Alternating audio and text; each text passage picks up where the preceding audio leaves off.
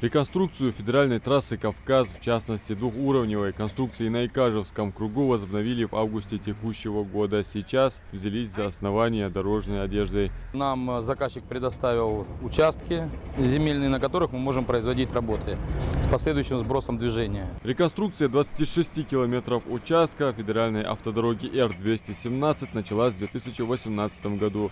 20 километров обновили и расширили в соответствии с нормативным стандартом.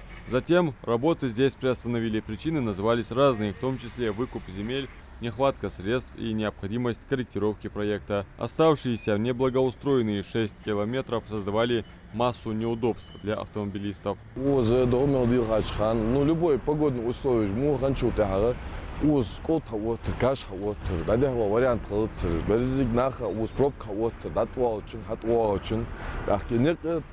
я то обижлаты, фугаи уже лет 5 назад, а было бы проект, это ему то дежлах духе, ах халуик бат, то есть тебя, тем более постоянно узгудани леешь, что разы кору туда-сюда уз постоянно. Да, леешь, раньше-то я то обязан. Вот шхана сум халуик, в любом случае я время теряю, мне приходится объездами ездить. Самой острой и больной темой остается незавершенная транспортная развязка на Икажевском перекрестке. Пыль, грязь, постоянные заторы, пробки и ДТП. Строительство, в частности, транспортной развязки продолжилось с реконструкции съезда с федеральной трассы «Кавказ» на улицу Джабагиева, а затем и съезда в Назрань. Еще свежи в памяти ямы, ухабы и кочки, из-за чего в дождь образовывались лужи. Дорожники решили проблему, подняв уровень дороги на 80 сантиметров и устройством водопропускной трубы. Протяженность съезда в Икажево 180 метров, съезд в Назрань составляет 160 метров. Кольцо общей протяженностью 180 метров.